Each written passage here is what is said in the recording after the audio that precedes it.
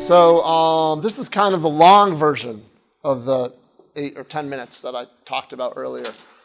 We probably won't even go the full, however long I have, 45, 50 minutes. I don't have slides for 45 or 50 minutes, but I figure there's some good talking points and discussion points that we can talk about if you guys are interested. Clearly, training and now this long form training is really a passion of mine in the community because I've seen the results, not just from what our program does, but from what other programs do. And I think it's really something that if we can scale it up, not only for my business, but as a community, it can really start filling some of the huge gaps that we have as far as Drupal talent is concerned. So, all right, so some more numbers, kind of expanding on earlier. Last year, 2,700 jobs posted on groups.drupal.org /jobs. And Indeed.com listed, almost, 3,900 jobs between employers and recruiters, and those two Venn diagrams that might be a Venn diagram that overlaps a little bit, so what the real number is, not sure. But clearly there's, a lot of jobs, and it's only getting bigger. These are the numbers I showed you earlier based on that survey, which has a lot of really nice data points in there. This one I think is, hysterical because it's not like we've got a handful of really large Drupal companies. We can all name them, and we also have a lot of medium-sized Drupal companies, and a lot of those are constantly hiring, always looking for people. And we've got to, we have an opportunity to, for people at camps to, grow into positions, to fill that need. A lot of people come to camp, start off as hobbyists, or people new to Drupal, or Drupal curious, or whatever phrase you want to, use. And if we can kind of pull back the curtain a little bit and say, if with some time and some effort, you can leave whatever career you're in now, or progress in your current career using these new skills that are definitely not on the wane, but on the rise. And then, so I didn't even mention Drupal 8 earlier. I mean, when Drupal 8 comes, it's another wave of talent that's going to be needed. I mean, there's going to be talent needed to migrate sites from 6 to 8. So think about that, because if you've started Drupal in the past 2 or 3 years, and you got your skills up, you're really good at Drupal 7. But in a year from now, we're going to need people who are familiar with Drupal 6 and Drupal 8. There's a huge talent gap there, not to mention people to develop new Drupal 8 sites. So pretty much everybody at the camp knows that if you're in Drupal, you better love to learn, because you're always going to be learning something. Yeah, so it's going to be interesting to see what happens when, I'm guessing probably about a year from now, maybe a little bit less than a year from now, Drupal 8 will have been out for a few months at least. Contributor modules will have caught up, and we'll start really seeing development move from D7 to D8 sites. It'll be interesting. Okay, so why is there such a shortage? Well, it takes, well, here, I'll follow my slides rather than talking about what just popped into my head there. So why is there such a shortage? So most careers, I went to school for aerospace and mechanical engineering. I got a job while I was a master's student doing energy efficiency studies for commercial buildings, basically writing Fortran code. It was awesome. But it was, it was a junior level kind of research scientist position. I stayed there for about 8 years, worked my way up. But there was definitely a path. Like I started as someone else's assistant, a PI's assistant, and I worked my way up into where I was leading different studies and doing things like that. Drupal doesn't have anything like that yet. If you talk to most of the big Drupal shops or medium Drupal shops, or you guys can answer this, if you go to jobs.drupal.org, what's everybody looking for? Senior or experienced developers. There's no, and one of my last slides is we don't really have a farm system right now. These things are moving so fast. You know, a lot of big Drupal companies don't hire junior developers. Every now and then you see a junior developer posting, but not all that often. Compared with, you know, you go to college, you get a degree in something, you can do an internship, do a co-op, do an apprenticeship, and there's a clear path before you get to the big bucks part. In Drupal, we get kind of, all right, well, here's Drupal, go figure it out, come back in 3 years when you've got knowledge and experience. And good luck. You know, because that's the way I learned when I decided to leave my other career. And, you know, it's when the late 90s, when the web was hitting, I taught myself ASP, ASP.NET, PHP, Cold Fusion. I played with some other content management systems, found Drupal, started reading books, started reading Drupal Planet, started going to meetups, started going to camps. That's a long process before I considered myself not only proficient, but confident. Like knowing that I'm building, you know, I'm taking money from someone to build a site, and I know that I'm doing it the right way. That takes a lot of time. And, you know, different people have different wandering paths to get to that point. Yeah, so before you can make the big bucks, you know, who knows what that path is? It's not very clearly defined. Yeah, and self-paced learning, how long does that take? I mean, it took me from the time I don't even know when to start, but maybe from the time when I first downloaded Drupal. You know, I already knew some PHP. But from the time I first downloaded Drupal to the time I actually took money from a client was somewhere, you know, a little less than a year, maybe 9 months to a year. And it was for an existing client, and they wanted like a small intranet. So it was a very low pressure type of situation. But for other people, you know, if you have a full-time other job and you're playing with Drupal as a hobby at night and on the weekends, it can be it can very easily be longer than a year, right?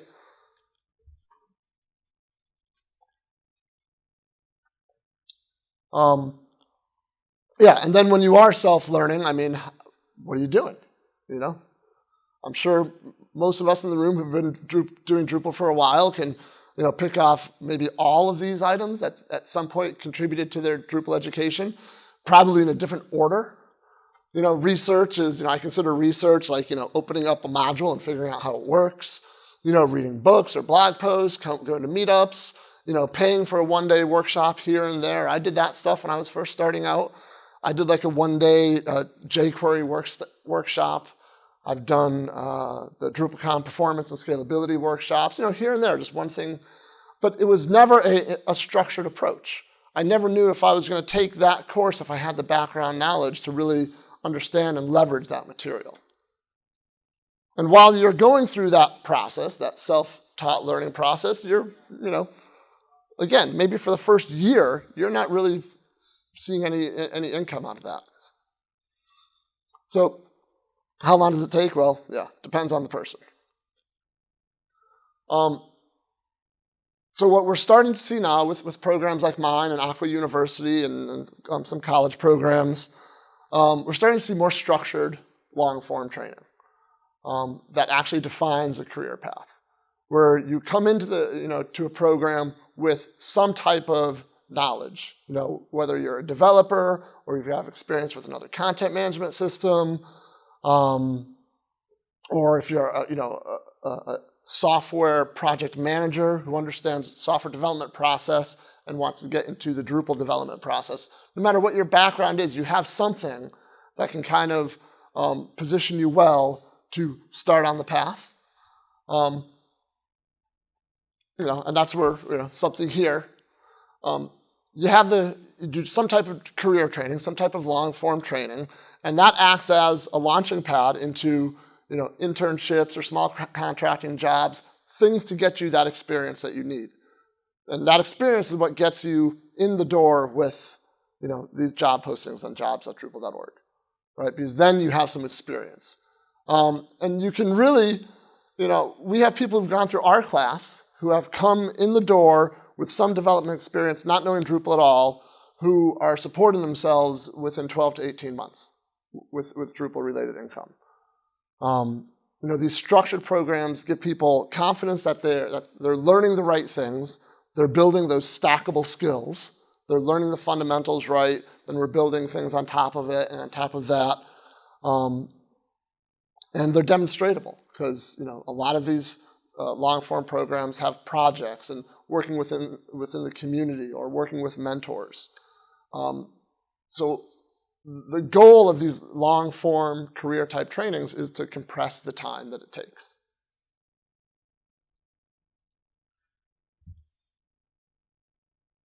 Okay, so ours, I'm going to talk about ours because I know ours the best. Stackable skills, very heavy on community and mentoring. From week 1, we got our students on IRC so that they start using the communication tools that the rest of the community uses. Very early on, we give them a community mentor who is someone outside of our class environment that maybe has some similar interests with the students. I do all those matchings personally, but it's someone that they, and the mentors know what they're getting into, that while class is going on, they're meeting with once a week. Say, hey, how's it going? If they're ahead of the curve, then we find something in the community for them to help with. Working in an issue queue in a module, or writing some documentation or something, just getting them more involved. And then after the class ends, just as kind of the beginning of their personal Drupal network. Someone to say, hey, you should really go to that camp, you should go to that meetup, or what have you done lately? And then finally, for students who we feel qualify or graduate, we don't grade students in ours. We basically declare them either work ready or not at the end of the course. For those of them that we do consider work ready, we provide introductions with Drupal organizations that are looking for interns. Sometimes those internships are free, sometimes they're paid, sometimes they lead to contracting, consulting, or part-time or full-time gigs. Really depends on the student and what the organization is looking for. So I think there's a real opportunity in the community for these long-form trainings or career-type trainings to take people over a period of time of weeks and months and put them in a position where they can kind of come in at the lowest level, a junior developer. We've actually had students who have come in who have great PHP knowledge, who pick up Drupal really fast, and by the time they come out, they're more than a junior developer. It really depends on what they're coming in with. But these long-form programs can teach people the Drupal side of things, the Drupal skills that organizations are looking for. So compress the amount of time it takes to become proficient. I've talked ahead of my slides again. Structured learning. This is kind of an interesting one because if you're a hobbyist, a Drupal hobbyist, and you go to meetups and you come to camps, then the topics you learn are kind of, one here, one there, one here, one there, one here. And for a beginner, sometimes it's very hard to figure out how everything fits together. With a structured learning approach, you're dealing with a curriculum that says, in our class, I call it the Big Five. Here are the first 5 things we need to learn. And as Drupalists, you guys can probably name them. Content types, users, roles, permissions, taxonomy, menus, blocks, themes, regions. If you don't know those 5 fundamentals, I can't teach you views. I can't teach you panels. I can't teach you context. I can't teach you module development. We have to know those 5 things cold. And that's literally the first 5 weeks of our class, is those 5 things. But if you're new to Drupal and you come to a camp and you go, oh, I want to go see that views workshop, that's going to scramble your brain if you don't really understand content types a bit. So this structured learning gives you the confidence that, okay, now I understand these fundamentals. So now when I go learn these other topics, I've got a good foundation to build upon. Good foundation. Like I have ESP. And then we talk about leveraging the community. We talk about giving back, but I also talk that it's okay to be a little selfish when it comes to the community. The community is really how you scale up your knowledge very quickly. I describe it as if you are self-paced, you're always getting smarter, but you're kind of alone. You don't have any to bounce ideas off of. You don't have any outside validation.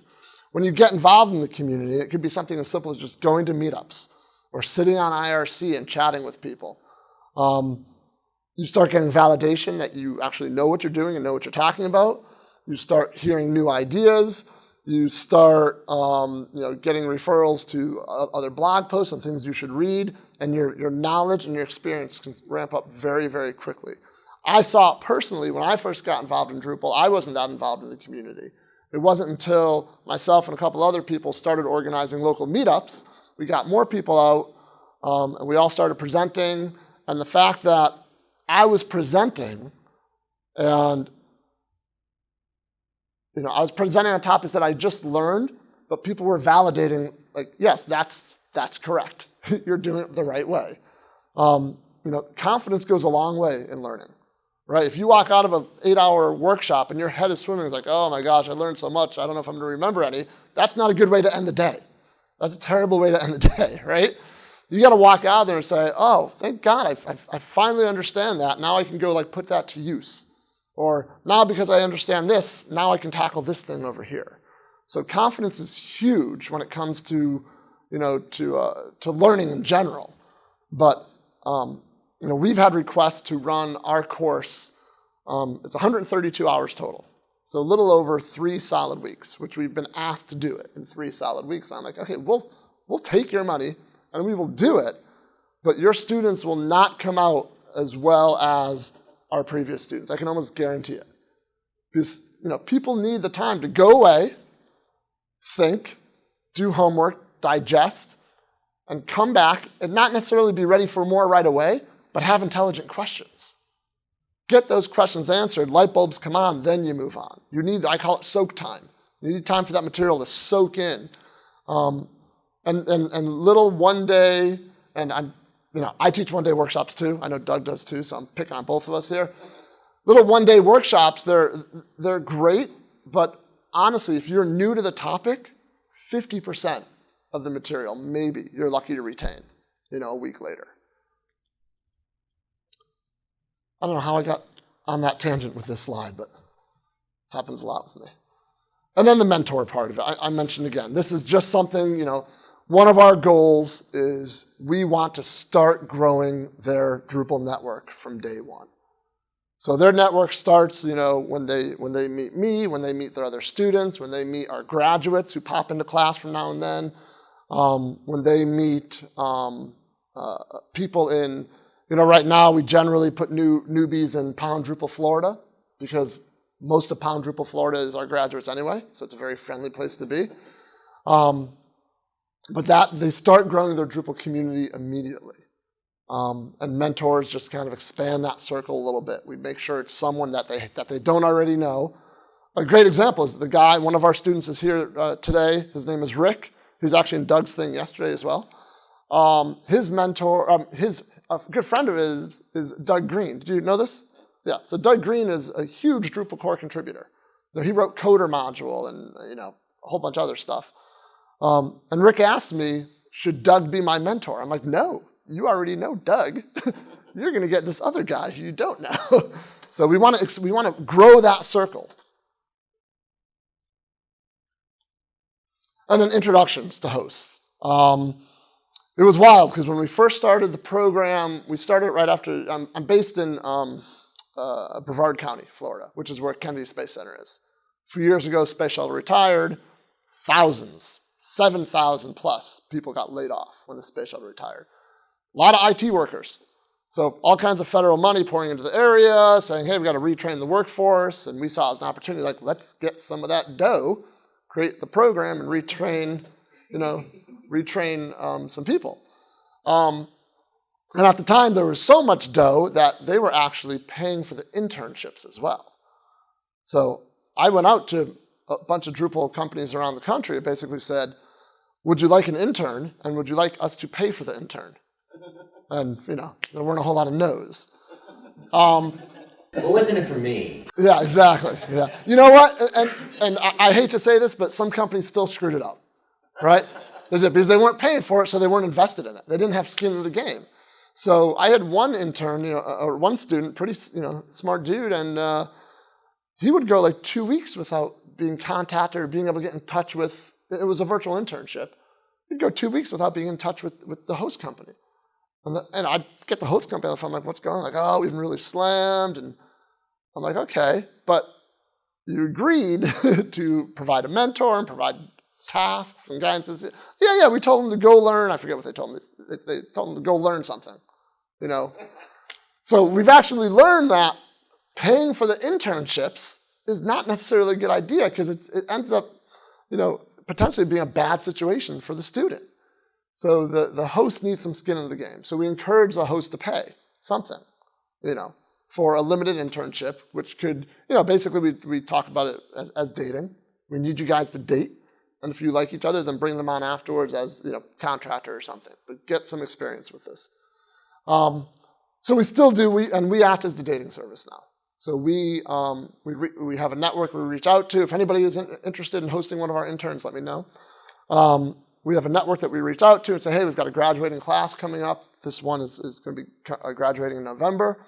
If you're interested in hosting one of them for a limited, you know, 8, 10, 12-week engagement as an intern, let us know. We'll send you a little questionnaire, you know, what type of work are they going to be doing, what help do you need with, how often, you know, is it going to be on site or virtual, how often do you communicate with them, like, oh, we just want to get stuff in writing. And then, you know, our students all have publicly available profiles.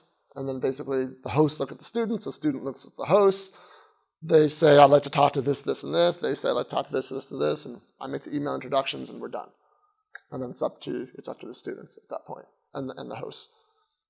But it works out really well. I mean, for the most part, the students that get it, the students that are, you know, mentally all in and not saying, oh, I'll give it a shot, or, you know, we've had students, you know, we've done a much better job in the past, well, other than the first year. First year we made some mistakes when screening. We had a bunch of students who assumed, and clearly I didn't do my job making it clear enough, that, oh, I'm going to take this, at the time it was a 10-week course, and I'm going to walk into a full-time job. It's like, hey, no, it's not the case. You know, there's actual real work involved. You know, you're going to go through the course, you're going to get some experience, and we're going to help you, position you to get that experience. And then after that, then it's up to you. It's up to you to decide if you want to be a contractor, if you want to do full-time, part-time. You've got to put yourself out there a little bit and do the work. It's not a magic bullet. All right, so where are these slides? Okay, yeah, so I actually do this little discussion with our students, with our potential students. Before we're pretty picky about students we accept, because we don't want people in the program who we don't think can succeed, because that could slow down the whole class, to be honest. So I always go through these 5 terms to make sure people realize what they're getting into. People have to be very self-motivated. You know, they can't sit back and say, well, you didn't tell me to do that, so I didn't do that. Or, yeah, I saw that, but I didn't really understand it, but oh well. You know, we want people who are naturally curious, who want to learn, who want to figure things out. Obviously, you have to be disciplined. You know, if it's a virtual class especially, you know, there's a lot of work involved with our class, both in class and homework. And then add on mentors, or, you know, talking with your mentors, doing some community stuff. And then even once the class ends, that's when it really gets difficult, because you don't have me yelling at you 3 times a week going, do your homework, slacker. You have to be organized. You know, anybody who's a contractor or works from home, you've got to keep yourself organized, right? I mean, there's no way. This was the hardest lesson for me to learn, because I went from like a very safe government office job, you know, to working in my house. We're like, oh, look, the TV, you know, oh, look, outside. This is a pretty big one as well. You have to be humble. This is a hard lesson. You know, every class, we always have 1 or 2 students who, they get a homework assignment. We meet Tuesday, Wednesday, Thursday. They usually get a bigger assignment on Thursday to be due on Tuesday. And we'll meet on Tuesday, and I'll have a student saying, oh, man, I spent 8 hours on Saturday trying to figure this one thing out. I couldn't figure it out. And I'm like, okay, have we not learned anything yet? IRC, email, Skype. You should not be spending 8 hours on anything. You know, you have to be humble enough that when you don't know something, you ask people. Because when I don't know something, when I'm working for a client and I don't know how to, you know, get that thing to appear over there or whatever, I'm on IRC. I'm going, dude, help. I need a sanity check here is what I call it. It's what am I missing here? You have to admit when you don't know something. You have to be able to ask for help. And then the converse of that is, you know, if someone's asking for help, you know, spend 10, 15 minutes. You know, pay it forward a little bit. Because this comes back in spades, not just from a good karma standpoint, which karma's great, but also, you know, you start positioning yourself as an expert. Every time you help somebody else on IRC or in a forum or at a meetup or in a camp or, you know, anywhere, you're positioning yourself as someone who knows what they're doing in Drupal. And the more you do that, when people have work or are looking for a contractor, they're going to think about you. So we talk a lot about positioning yourself and putting yourself out there and writing blog posts or presenting at meetups. I encourage our students to present at meetups pretty much from, you know, halfway through the course on. Once they get those fundamentals, you know, we have homework where they have to go investigate different ways of image handling, which in Drupal there's, what, 2, 3 maybe? Or, I'm sorry, 30. So, you know, and we typically do like imagery size filter, insert module, media module. But I always encourage students that, you know, do that homework, learn one of those modules really well, and then go to your local meetup and present on it. Because local meetups are not all about high-level, super big-brain topics, right? There's beginners at meetups now as well. And beginners need to, you know, they need to know about these modules that are really good for image handling, or really good for layout, or really good for, you know, maybe there's a new API that does something, who knows. But we always encourage beginners and students to present at meetups, and that also gets them kind of over the hump of, you know, hey, I'm Mike, I'm new to the community, and I kind of know what the hell I'm doing, because I can talk about this. And the more you do that, the more you position yourself as an expert, the more success you're ultimately going to have. All right. And then this is kind of our, you know, our little compass when it comes to long-form training, is we know that there are plenty of excellent resources out there to get knowledge, right? Buildamodule.com, Drupalize.me, Lynda.com, you know, Shane's Code Karate. You know, there's a ton of great Drupal resources online that can give you knowledge, right? There's great books out there that you can get knowledge from. I'm reading one. Do I have it with me? I don't know. I think it was actually a giveaway from Florida Drupal Camp that never got given away, and I found it like in my Florida Drupal Camp box of stuff the other day. It's a thin little O'Reilly book by Jennifer Hodgkin. I'm going to find it because I'm actually thoroughly enjoying it. It's let's see if I can find it. You guys can't see this, can you? It's a secret. H-O-D. How do you spell it? Hodgkin? Hodgkin, Hodge. Oh, geez, I can't spell. I'll do Jennifer. Hodgden? O'Reilly. Book. Let me just try that. Drupal. Let's put Drupal in there. There it is. Programmer's Guide to Drupal. It's a thin little book. Pink. I'm going to print this book. I have 114 pages. Oh, golly. Sorry. There we go. Yeah, 114 pages. And granted, the vast majority of the stuff I've known before.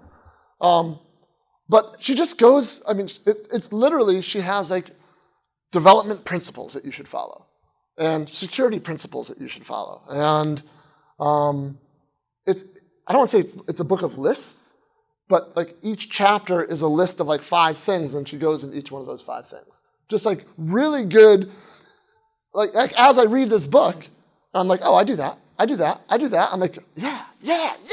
I'm doing it right. So. Of those O'Reilly books, Which one would you say? Because I got that one. Is this Yeah, that using Drupal? Yeah. So my two favorite books, and actually Doug's probably a good guy to ask this as well. My two favorite Drupal books are, Doug, who's yours while I'm looking this up? Definitely using Drupal. And I think this is the best one for beginners. I've never looked into that one very much. Oh my gosh. This is Drupal User's Guide by Emma Jane Hogman. She has an education background. Her writing style is outstanding. And it's not just a technical book either. It's a book about, you have to build a site. How do you figure out what the information architecture is? How do you figure out what your content type should be? It's not, here's step one, click this button. Step two, click this button. This is more of the kind of the right brain side of it and then leads you into the left brain side of it. I think that's one of my favorites. If you do want a step-by-step, then I like Tom Geller, was it Quick Start? Drupal Quick Start?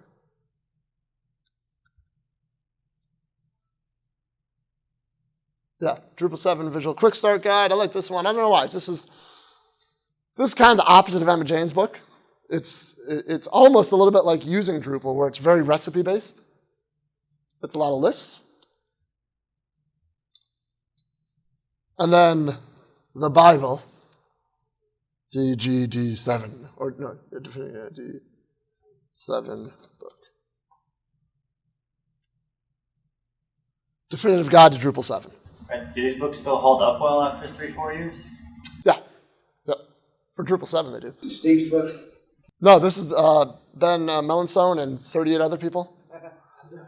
This book is, this is the weightlifter's book, because it's like 800 pages.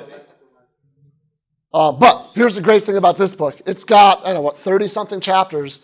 Each chapter is written by one of the subject matter experts in the community. So the chapter on Drupal Commerce is written by Ryan Zrama. The chapter on database PDO is, I believe, written by Larry Garfield. So subject matter, basically the main author, Benjamin, a guy from up in Boston, he was basically the editor. And he said, hey, I need you to write a chapter for me. And I'll give you $3 for it. And everybody said, sure, here. So. But it's great, but it's not a book you're going to read from cover to cover. But it's got a great chapter on Drush, for example. This is the one book that stays on my bookshelf near where I can reach. So.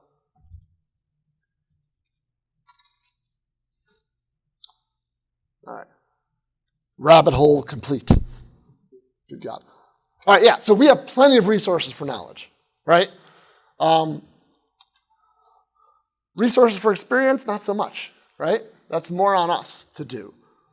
That's where these long-form Drupal training programs can really step up. That's where I'd love to see more Drupal organizations, and it's kind of a hot button issue of mine, offer more junior developer positions. Kind of help train up the community. I saw a great, it was anecdotal, but if you think about how much it costs a large company to find and hire an employee, it's in the thousands of dollars. It's a number that's actually greater than the amount that we charge for our course. So why not find someone, spend less money, find someone with maybe not all the skills you want, but then put them through structured training so that then when they come out of the training, they have a base of knowledge that you can depend on. That's the way we look at it. And the community aspect of it. The community does nothing. It's like throwing gas on the fire. It's an accelerant, right? If you're learning and if you're getting some experience, great. You're going to be moving at one speed. You throw in the community, put that lighter fluid on that charcoal, and people are moving a lot faster. So we make sure that things that we're involved with have a healthy dose of all three, because we think that is the quickest path to someone being employable. There we go. All right, so where are we going to get all these people that we want to train up? I love what Shane's doing, the K through 12 curriculum. It's really cool when you go to DrupalCons, and there's not a whole lot of young kids there, but every now and then you see a teenager running around making core commits, and you're going, bastard. But, it's great, and we should definitely go younger. I should actually have another bullet. We should, there's a lot of white guys in Drupal. We need to get a lot more diverse in Drupal. There's a lot of, absolutely. We need to, women, minorities, veterans. I mean, there are a lot of skilled people who are looking for a home, and we've got a pretty nice home. So I think we need to kind of expand the tent a little bit that way. Career changers. A lot of our students, because we started out as a workforce program, people who got laid off from the Space Center, been there for 20 years, were career changers. These are people who, they were writing, the code that ran the space shuttle was written in like the 70s, and it was still the same code, so you can imagine it was pretty old school stuff. So we have a lot of experience with career changers, and it's possible. You just need to have you need to find the right people who are willing to adapt, who are adaptable, who have good communication skills. And then the third bullet is the one that Dries talks about a lot, is, one of the reasons we adopted or we integrated Symfony into Drupal 8 is because we want to tap Symfony developers to help us with Drupal. We want to make the PHP code in Drupal second to none so that PHP developers want to work on Drupal. And that will help us as well. There's no one solution. Career training is not the solution. It's, it's a big pie, and it's one, it's a slice of the pie. And where are we going to find everybody? Well, there's, numerous slices of that pie as well.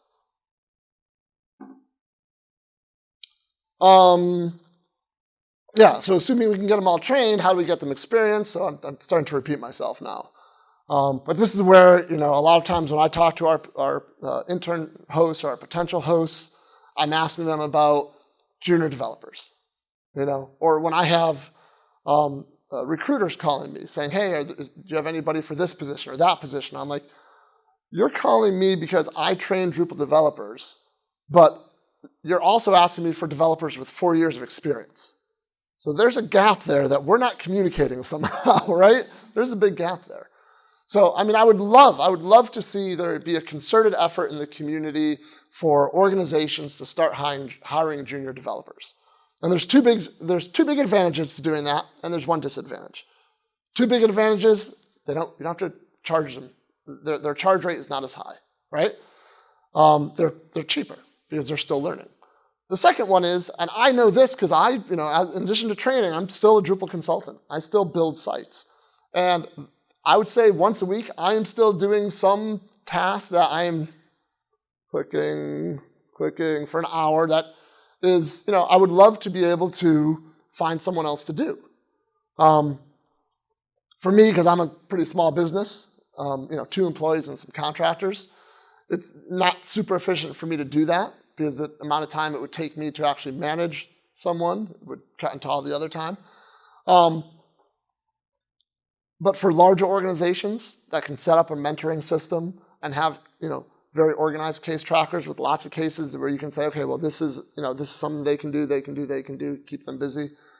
And the one disadvantage right now is the fact of the matter is in the Drupal community, most Drupal shops are so busy, they don't have time to mentor junior developers. And that's a story I hear over and over and over again. So we've got to figure that out. Because if you look at a lot of big Drupal organizations, even if you go to some of their team pages on their websites, they're very top-heavy. A whole lot of senior developers.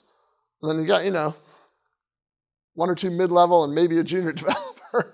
It's looks like this. It doesn't seem very balanced or sustainable for that matter. All right, so bottom line, we need a farm system. Career training is part of that solution, but we're still working on the, once we get them trained up, what do we do with them? All right, so there's I'll just leave that up there. That's our our mission, by now you have taught it enough, I've pimped myself enough about what we do. So that's all I had planned. We can questions or discussion points or, yeah. I've been for the last 3 years running a internship. It's not paid. Yeah. But I'm going to 3 colleges here in the Atlanta area, not Kennesaw, but Southern Poly. Okay. It just got bought by Kennesaw. And Gwinnett Tech and the Chattahoochee Tech, yeah, those 3. And I'm getting students in, and I only look for those that are going to be motivated. Yeah. And that's all I'm looking for is motivation. I don't care how much they had. If somebody came to me 50 years old and had programming on, basic assembler, I would take them in just to see if I could turn them around. Yeah. And I take 1 day a week. They come in at 9 o'clock on Friday morning. They leave at 4 o'clock Friday afternoon. I spend the day working with them. The first day they install Drupal on our local servers, and they are drushing by the end of the day. Who are you with? Our company is Accelerated Design. Okay.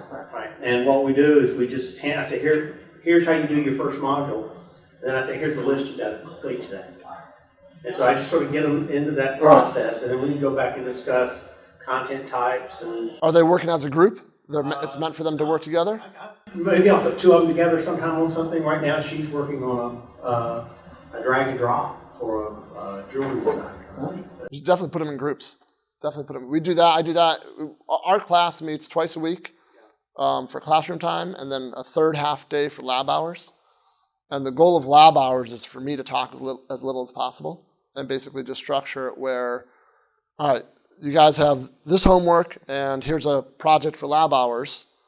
You guys we use GoToMeeting for our virtual classroom, but they also have access to IRC and Skype. I'm like, let me know how you guys are going to break up, break into groups, and go do it. And I'm here if you have questions and guidance and point you in the right direction. But groups are very effective.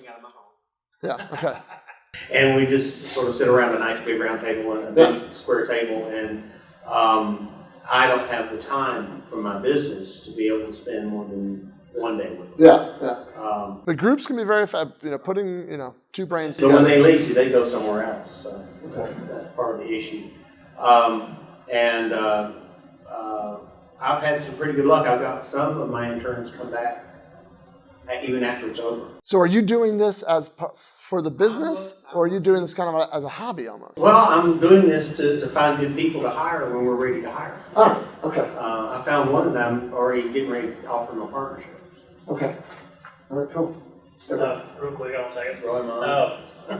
Going into Drupal Easy, what skills would you say? I mean, obviously, the more you know, the better. But what skills would you say are just crucial to get ready and get good at before you even start your course? I'll tell you. My answer is the same one that I helped organize a panel at DrupalCon Austin with recruiters from Acquia, Blink Reaction, Wonderkraut, which is a European Drupal company, and Previous Next, which is an Australian Drupal company.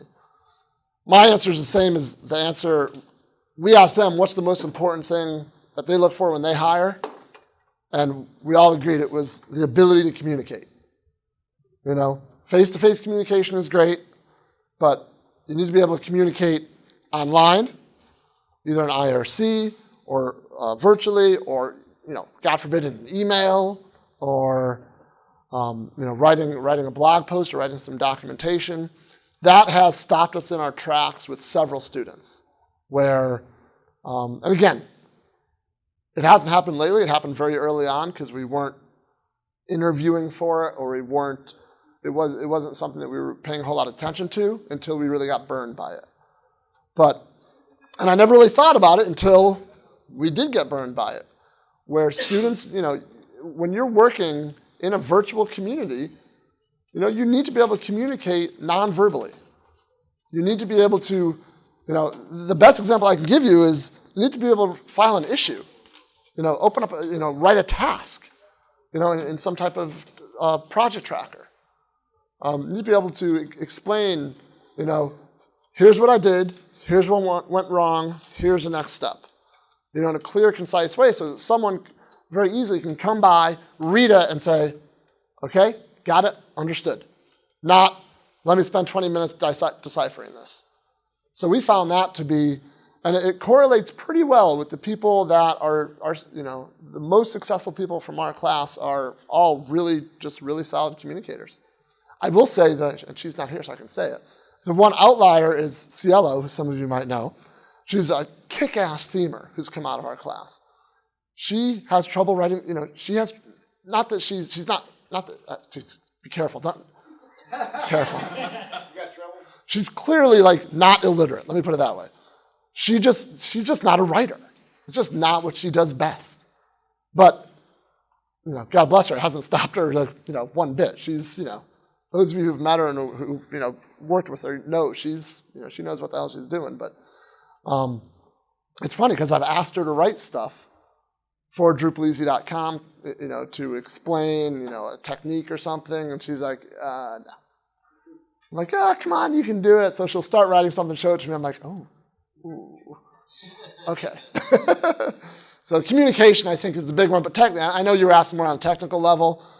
And again, yeah, I'm going to answer the same, again, I know the people who ran the first go-around of Aqua EU, and we've communicated about what we all looked for, and it was never anything specific.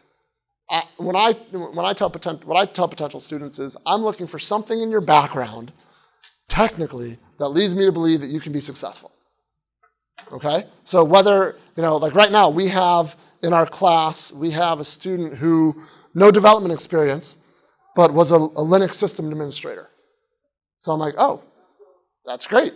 That's probably putting him on the performance and scalability niche of things, but damn, we need him because I don't like to do that stuff. We have another guy who's a Java developer, but knows Git. So I'm like, okay, well, here's a guy who, if he knows Java, he knows object-oriented programming, he knows Git, he knows version control, he could probably transition into PHP pretty darn easily. Like Cielo, the woman I just mentioned, she came from a very strong design, HTML, CSS background. And all she needed was, for Cielo, the community that was like nitroglycerin for her. Once she got in the community and saw people talking about SAS and different grid systems and all kinds of other things that she tells me about that I have no idea what she's talking about anymore, she was off. So we're looking for something in people's background that leads us to believe they can be successful in some area of Drupal. That being said, I'm very clear up front saying, you're all going to have to find your niche at some point, but you're all going to be site builders first. Because I'm a firm believer, if you're in Drupal, you've got to be able to build a basic site. You might not have to be able to theme it or write a custom module, but by golly, you're gonna make some content types. So, all right. So there you go. Any other questions? Good. All right. I'll be around. I'm doing the Drupal 8 Migrate and Core session somewhere else right next. I'll be around tonight for game night, and so if you want to talk to me about any of this stuff, by all means, find me. Thank you.